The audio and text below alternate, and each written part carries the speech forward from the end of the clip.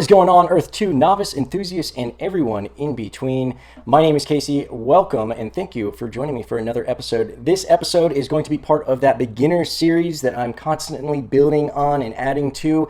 In this video, we are going to be discussing my strategy, how I would invest just $100. Now, I know this is probably a question that's on a lot of people's mind. I've seen people who are asking how to invest even less than that, but basically for $100 or less for a relatively small or modest amount of money, which is nothing to shake a stick at. $100 is still a lot of money to be risking, obviously. And as I always say, never invest more than you can afford to lose. But what are the strategies that I would implement, and why would I invest, where I would invest, how would I go about finding these opportunities if I was working with just $100 or less? Now, I've got another video where I talk about how to invest $1,000. So obviously the strategies are going to differ depending upon what your objectives are and what you're working with. But as far as $100, we have to be extra conservative. We have to be extra intelligent with how we're investing. So let's get into that. Before we do, please make sure that you like and subscribe and you've got those alert notifications on. I appreciate all of the support. And if you're interested in this video, you're probably interested in my other videos. As I mentioned, I've got a beginners series. I'm probably going to have that popping up here. Maybe not. Search my channel for it. And the links below will, one of them at least, will take you to a contact form. If you fill out that contact form, not only will I enter you in a chance for me to use your referral code when I make my purchases, so you get some extra money, but I will also enter you into a referral for the weekly land giveaway. So you can get some free land. Now, whether you want to sell that land or hold on to it or flip it, do whatever you want to do, that will be up to you because that will be your land. Now, I appreciate everyone who's been using my referral code. If you please want to use anybody's referral code, please use my referral code. It would mean so much to me. And again, I appreciate the support that I've been getting from those of you who find my content useful and decide to use my referral code. I can't thank you enough, and I'm happy to repay you. So please let me repay you, not by commenting your referral code in the comments below, because I'll never know who's really used my referral code and who hasn't. But if you want me to use your referral code, if you want to win some free land from me, hit the contact form in the show notes, and I will be happy to do so. I love using your referral codes and giving away free land. So let's jump into it. So I'm working with $100. I'm working with a Benjamin, as we call it in the States. What am I going to be doing? What are my first steps? Well, number one, as I mentioned before, I'm going to want to make sure that I get the most bang for my buck. Ideally, I will be going for where the land is cheapest, but also taking into consideration some other things. Now, how am I going to find the cheapest land?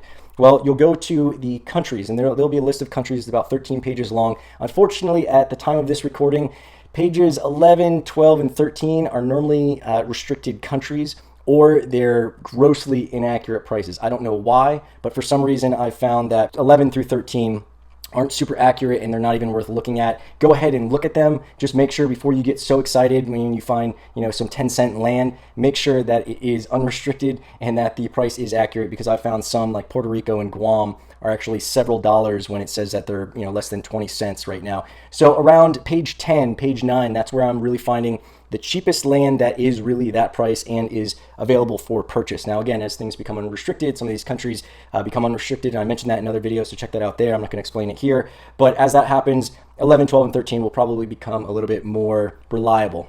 So in any case, you find yourself, what I would do is I would find the top 10 cheapest parcels of land, the top 10 cheapest countries, or the lowest priced 10 countries.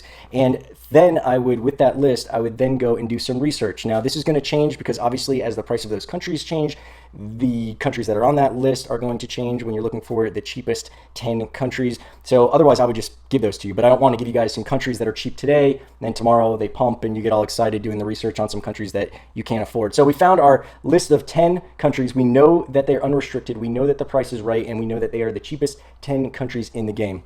I would look up resources for each of those countries. Natural resources. Now, this might vary depending on the country. A lot of times, if it's a small island or something, don't expect there to be oil. Now, there are small islands with oil, but don't expect there to be oil and diamonds and things like that. A lot of times, you're not going to find an abundance of forests on very small islands, so you're going to have to really do some research and figure out where the best investments are. But if you can find some countries that are cheap, they have some natural resources like wood, forests, oil, gold. I've actually found some countries that are small islands that not only do they have oil, but I've also found some that have copper and nickel and things like that. So don't assume that you can't find it, but you'll see in that list that normally it's the larger countries that they just have more land mass. So with more land mass comes more potential for different types of resources to be there. Now, Once you've found what type of resources they have, you'll also want to do some Google searching for, and I mentioned this in other videos, actually I'll have one pop up here. You'll do some Googling and find where these resources are. Now, obviously, forests are very easy to find. So if you're going for lumber, timber, whatever you want to call it, that's probably pretty easy to find on satellite. Finding gold mines, finding oil, that's going to be something that you might need a little bit of help with, because it's not always easy to find these resources with a satellite. So again, you'll want to check out that video that I mentioned, and I explicitly go into how to find some salt mines and some gold mines if you check that out. But once we've taken our list of 10, we found which ones have the resources that we really have some interest in. At that point, I would also be looking at A, the price, and B, the class. Now, I explained land classes in another video, so I'm not going to go into too much detail. Again, check out the beginner series. You're going to find a bunch of information, some really easy explanations as to how a lot of this works. It'll give you some great concepts and some ideas for strategy of your own. But if you could find class 1 land, that would be the most ideal. So let's say that it's between 2 countries that have the same resource that I'm interested in. Let's say it's oil. I found 2 countries that have oil out of that list of 10.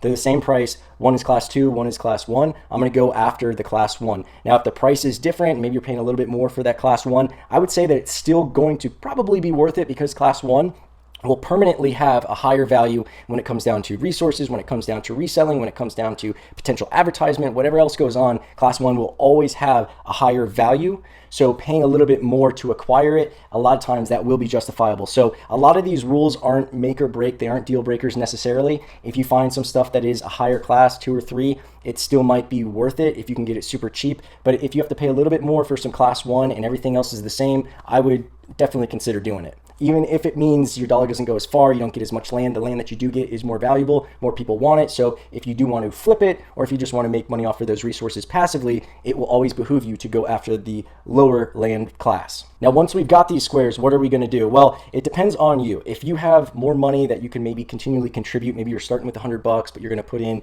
$20 a week or $50 a month or something like that, whatever else you can contribute, then you might want to look into flipping.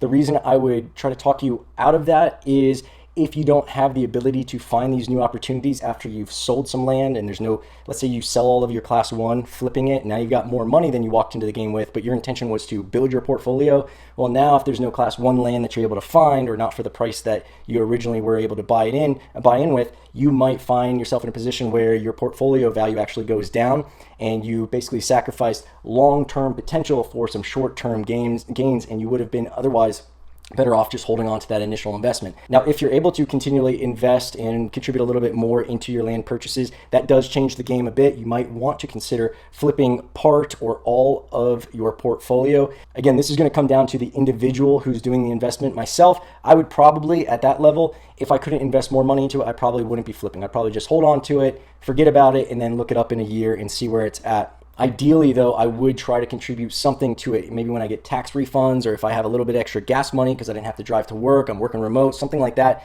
I mentioned ways to get extra money actually in a couple of other videos. One will probably be popping up on the screen right now. I definitely am bullish on Earth2, not to tell anybody to put more money than they can afford to lose. I always say don't invest more than you can afford to lose, but I am very bullish on Earth2. I think it's an amazing project with huge upside potential. So myself personally, again, this is not investment advice, but myself personally, I would try to continue to contribute even if I only had $100 to start off with, just because I am so optimistic about where this project's going to be going. Now, if you have more than $100, I've got another video on what I would do with $1,000. I've also got other videos on how to generate money in Earth2, some of the additional phases and other ways that you'll be able to participate in the multiple economies that they want to be putting into Earth2, and where to actually find some extra little scratch either in your existing budget or through some easy work from home kind of stuff. So I invite you to check out all of those videos. Again, if you're new, definitely check out the beginner series. Again, link in the show notes. Give me your contact information. I want to put you in that drawing. And please, please, please, if you find my information useful, if you find my content